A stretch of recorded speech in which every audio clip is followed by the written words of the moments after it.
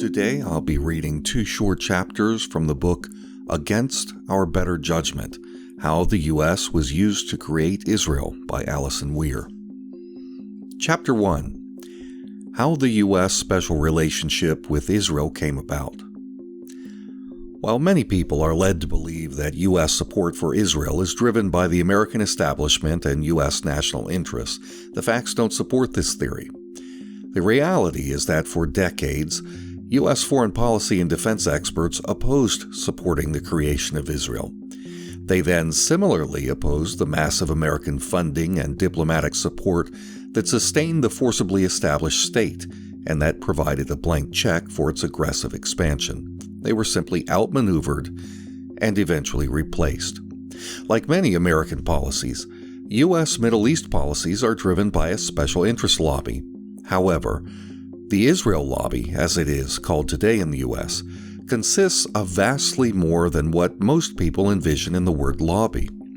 As this book will demonstrate, the Israel lobby is considerably more powerful and pervasive than other lobbies. Components of it, both individuals and groups, have worked underground, secretly, and even illegally throughout its history, as documented by scholars and participants. And even though the movement for Israel has been operating in the United States for over 100 years, most Americans are completely unaware of this movement and its attendant ideology, a measure of its unique influence over public knowledge. The success of this movement to achieve its goals, partly due to the hidden nature of much of its activity, has been staggering. It has almost come at an almost unimaginable cost. It has led to massive tragedy in the Middle East, a 100-year war of violence and loss, sacred land soaked in sorrow. In addition, this movement has been profoundly damaging to the United States itself. As we will see in this two-part examination of the pro-Israel movement, it has targeted virtually every significant sector of American society, worked to involve Americans in tragic, unnecessary, and profoundly costly wars, dominated Congress for decades, increasingly determined which candidates could become serious contenders for the U.S. presidency, and promoted bigotry toward an entire population, religion, and culture. It has promoted policies that have exposed Americans to growing danger, and then exaggerated this danger while disguising its cause, fueling actions that dismember some of our nation's most fundamental freedoms and cherished principles.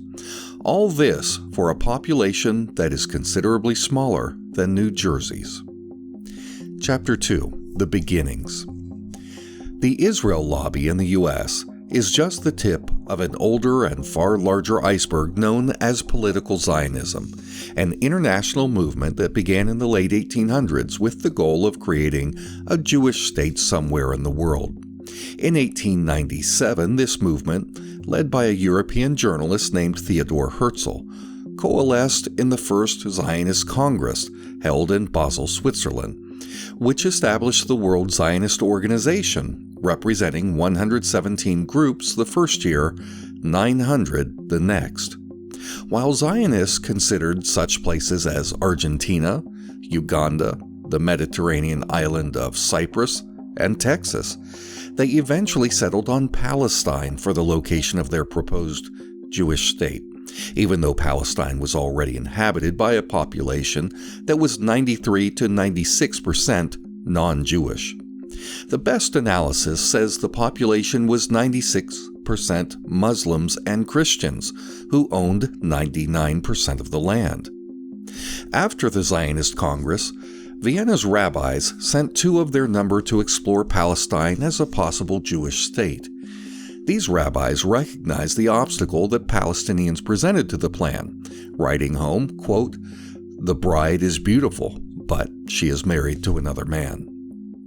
Still, Zionists ultimately pushed forward. Numerous Zionist diary entries, letters, and other documents show that they decided to push out these non-Jews, financially if possible, violently if necessary. Political Zionism in the U.S. The importance of the United States to this movement was recognized from early on. One of the founders of political Zionism, Max Nordau, wrote a few years after the Basel Conference, quote, "Zionism's only hope is the Jews of America." At that time, and for decades after, the large majority of Jewish Americans were not Zionists.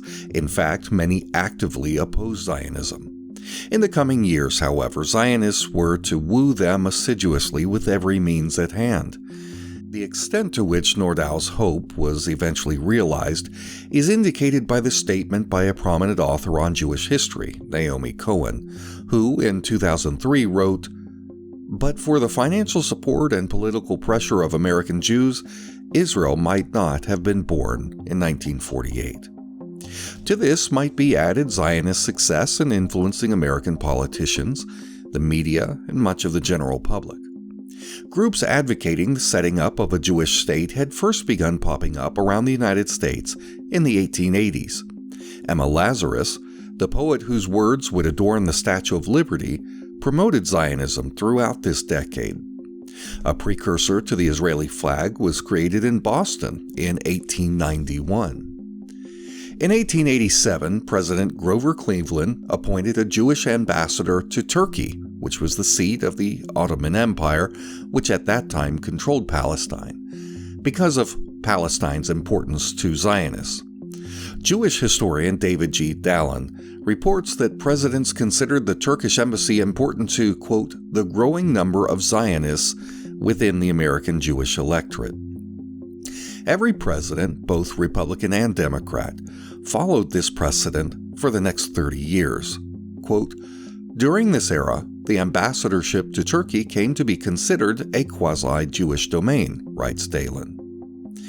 By the early 1890s, organizations promoting Zionism existed in New York, Chicago, Baltimore, Milwaukee, Boston, Philadelphia, and Cleveland. Reports from the Zionist World Congress in Basel, which 4 Americans had attended, gave this movement a major stimulus, galvanizing Zionist activities in American cities that had large Jewish populations. In 1897 to 98, Zionists founded numerous additional societies throughout the East and the Midwest. In 1898, they converged in a first annual conference of American Zionists, held in New York on July 4th. There, they formed the Federation of American Zionists, the FAZ.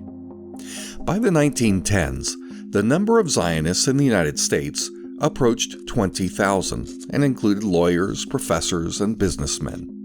Even in its infancy, when it was still relatively weak and represented only a tiny fraction of the American Jewish population, Zionism was becoming a movement to which, quote, congressmen, particularly in the eastern cities, began to listen. The movement continued to expand. By 1914, several additional Zionist groups had formed, including Hadassah, the Women's Zionist Organization.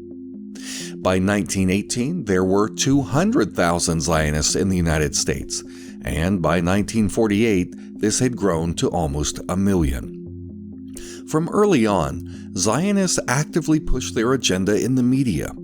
One Zionist organizer proudly proclaimed in 1912, quote, "the zealous and incessant propaganda which is carried on by countless societies."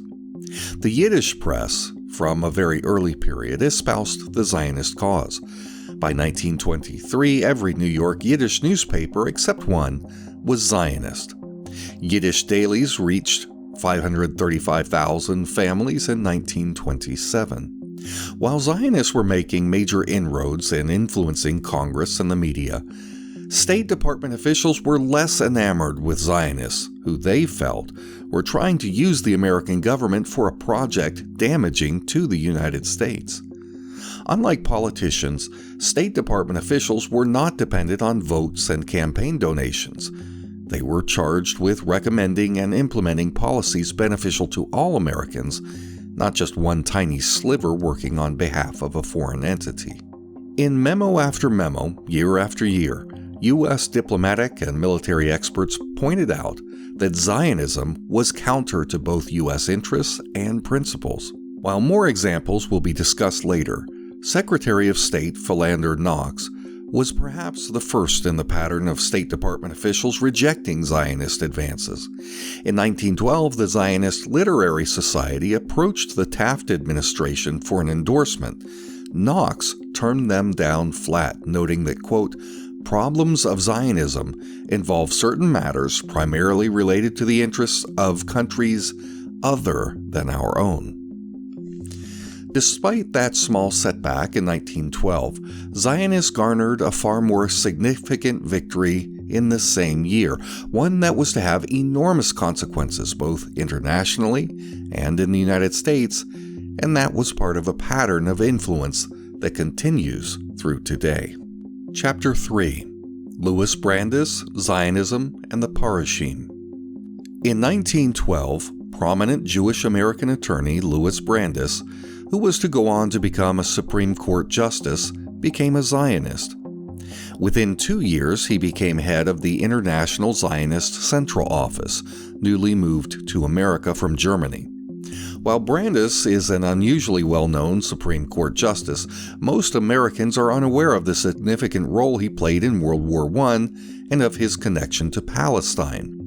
Some of this work was done with Felix Frankfurter, who became a Supreme Court justice 2 decades later. Perhaps the aspect of Brandeis that is least known to the general public, and often even to academics, is the extent of his zealotry and the degree to which he used covert methods to achieve his aims. In 1982, historian Bruce Allen Murphy, in a book that won a Certificate of Merit from the American Bar Association, reported that Brandeis and Frankfurter had secretly collaborated over many years on numerous covert political activities. Zionism was one of them. Quote, "In one of the most unique arrangements in the court's history, Brandeis enlisted Frankfurter, then a professor at Harvard Law School, as his paid political lobbyist and lieutenant," writes Murphy in his book, The Brandeis-Frankfurter Connection, The Secret Political Activities of Two Supreme Court Justices. Quote, "Working together over a period of 25 years, they placed a network of disciples in positions of influence and labored diligently for the enactment of their desired programs. This adroit use of the politically skillful Frankfurter as intermediary enabled Brandeis to keep his considerable political endeavors hidden from the public," continues Murphy. Brandeis only mentioned the arrangement to one other person, Murphy writes, another Zionist lieutenant, Court of Appeals Judge Julian Mack. One reason Brandeis and Frankfurter kept their arrangement secret was that such behavior by a sitting Supreme Court justice is considered highly unethical. As an editorial in the New York Times pointed out following the publication of Murphy's book, quote, "The Brandeis-Frankfurter arrangement was wrong. It serves neither history nor ethics to judge it more kindly as some seem disposed to do. The prolonged, meddlesome Brandeis-Frankfurter arrangement violates ethical standards." The Times reiterates a point also made by Murphy. The fact that Brandeis and Frankfurter kept their arrangement secret demonstrated that they knew it was unethical, or at least realized that the public would view it as such. Quote, "They were dodging the public's appropriate measure of fitness." Later, when Frankfurter himself became a Supreme Court justice, he used similar methods, quote, "placing his own network of disciples in various agencies and working through this network for the realization of his own goals." These included both Zionist objectives and Frankfurter's stewardship of FDR's programs to bring the United States into battle against Hitler.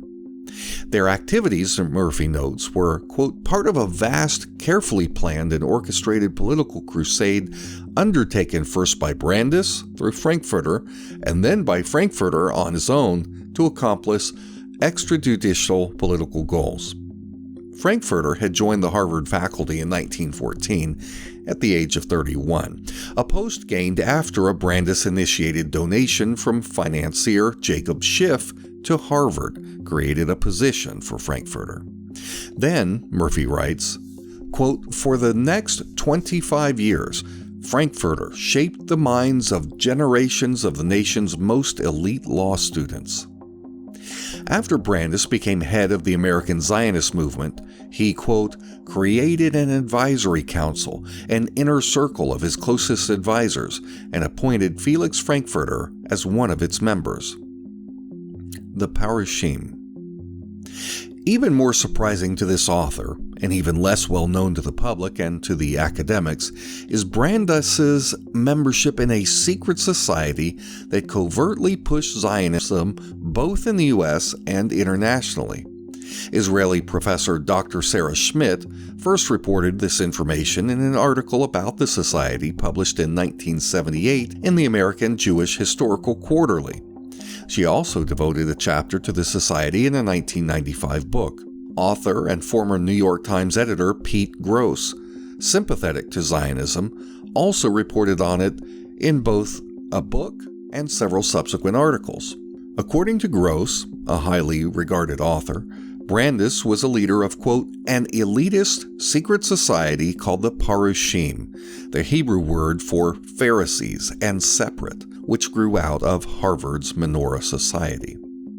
Schmidt writes, quote, the image that emerges of the Parushim is that of a secret underground guerrilla force determined to influence the course of events in a quiet, anonymous way. Gross writes that Brandeis used the Parushim as, quote, a private intellectual cadre, a pool of manpower for various assignments. Brandeis recruited ambitious young men, often from Harvard, to work on the Zionist cause and further their careers in the process. Quote, as the Harvard men spread out across the land in their professional pursuits, Gross reports, their interests in Zionism were kept alive by secretive exchanges and the trappings of a fraternal order. Each invited initiate underwent a solemn ceremony, swearing the oath to, quote, guard and to obey and to keep secret the laws and the labor of the fellowship, its existence and its aims.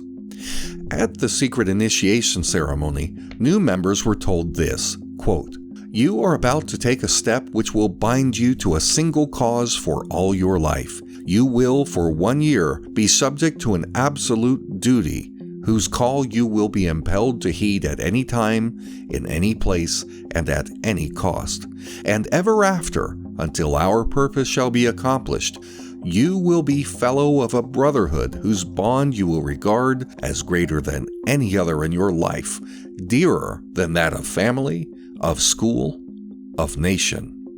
While Brandeis was a key leader of the Parushim, an academic named Horace M. Callan was its founder, creating it in 1913. Callan was an academic first hired by Woodrow Wilson, who was then president of Princeton, to teach English there. When Callan founded the Parushim, he was a philosophy professor at the University of Wisconsin in Madison. Callan is generally considered the father of cultural pluralism. In her book on Callan, Schmidt includes more information on the society in a chapter entitled Callan's Secret Army, the Parushim. She reports, quote, a member swearing allegiance to the Parushim felt somewhat of the spirit of commitment to a secret military fellowship. Callan invited no one to become a member until the candidate had given specific assurances regarding devotion and resolution to the Zionist cause, Schmidt writes, and each initiate had to undergo a rigorous analysis of his qualifications, loyalty, and willingness to take orders from the order's executive council. Not surprisingly, it appears that Frankfurter was a member. Members of the Parushim were quite clear about the necessity of keeping their activities secret.